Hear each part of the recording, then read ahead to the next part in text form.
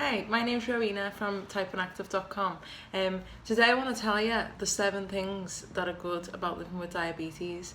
And I recently came to the conclusion, like this was a few weeks back, I came to the conclusion that there was one perk of living with diabetes, and that was because you get to eat like more often than not, when other people can't in situations. I'll post a video for that below so you can have a look and find the real picture of it. But yeah, the first positive that I find to live with diabetes is that you become an expert. So basically, it's been suggested that it takes 10,000 hours to absolutely master a certain subject or a certain field of expertise. So since diagnosis, I've calculated the number of hours. So let me just have a look. It's 21,168 hours I've been living with diabetes. So that makes me an expert multiple times over. So yeah, I'm an expert.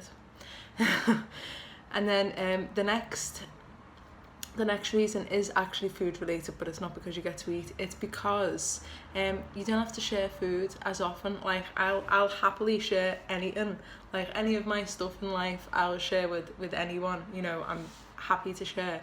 But I don't really like sharing food. Like even before I was diabetic, if someone was like reaching their hand over to me plate, I'd be like, no, it's just not gonna work. But now I've got the excuse that it's a bolus thing. I've taken a bolus for that. So I'm sorry, but you can't have any. And it's funny because everyone takes it really seriously, even if it's like something with 5 carbs, and it would not make a difference to me bolus, not that much anyway. And they take it dead seriously now, and it's dead cute. So yeah, I think that's quite funny.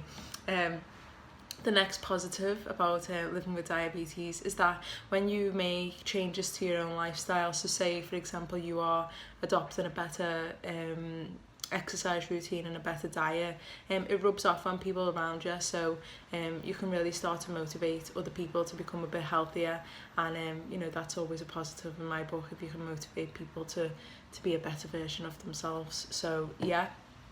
What else have we got?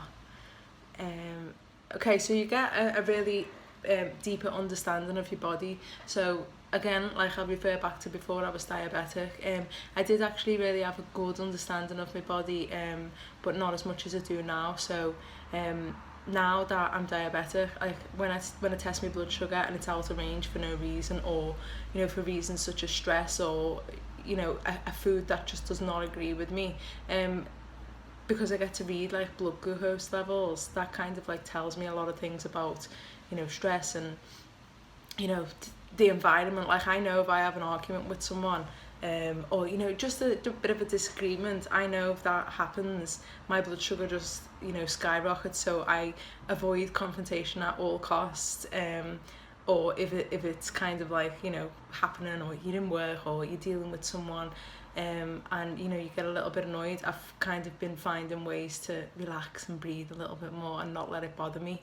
And so yeah, it's a deeper understanding of the body and how it works. And I didn't really have that understanding before. I probably would have just got angry and been upset about it. But now I'm just like, who gives a shit? I don't want my blood sugar to rise because of it. So yeah. The next thing is that we're carb counting masters. Now I know this doesn't seem like a big thing to brag about, but if you think about all of the flexible dieters and the if it fits your macros dieters out there, they would love an excuse to be able to say, I have to know the exact amount of carbs in this. Sometimes they might miscalculate and there'd be no effect, so they could go on making the same mistakes. But if we make a miscalculation with our carbs, then we get a hypo or hyper to compensate for it. So therefore we're going to make that change. So we know carbs. I know like carbs inside out. I'm pretty good at eyeballing like anything to do with fruit, vegetables, pasta, rice, bread, potatoes. They're all the kinds of carbs that I eat. So yeah, I'm pretty good at eyeballing them, but I still will weigh them. So yeah, carb counting master. Let's see.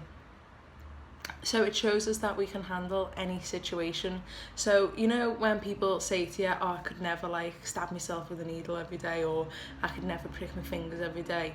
Well, the thing is that you never know what you can deal with until you're actually you know, start to deal with it. So if I wasn't forced to be diabetic, I probably would have thought, oh yeah, I can never like, you know, prick my fingers every day, but you know, I make myself bleed every day in order to stay alive, do you know what I mean? And so do you. So I think that's kind of a way to say being diabetic, it shows you can really adapt to any situation that life throws at you. And I've, you know, adapted well, and hopefully you adapt well too. And you know, there's a lot of people who I follow who are diabetic, and they say, you know, I'm more in control of my life than I've ever been now. And yeah, I totally agree with that. So yeah, speaking of adapting, the final point that is a positive of living with diabetes is that we're technically Borg. So basically, if you watch Star Trek Voyager, which is the only one I really know about, but yeah, there's a Borg in it, or she was Borg anyway. She's called 7 of 9, and people like my friends and family always joke that I'm like 7 of 9 because I've got these medical devices, and they're like Borg implants. And I think that's quite funny. So they call me 7 of 9, and she's actually really smart, really efficient, and you know, clever. So that makes me happy to be compared to someone like that.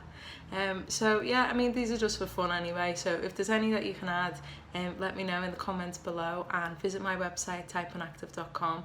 And also don't forget to subscribe to my channel, and I will speak to you soon.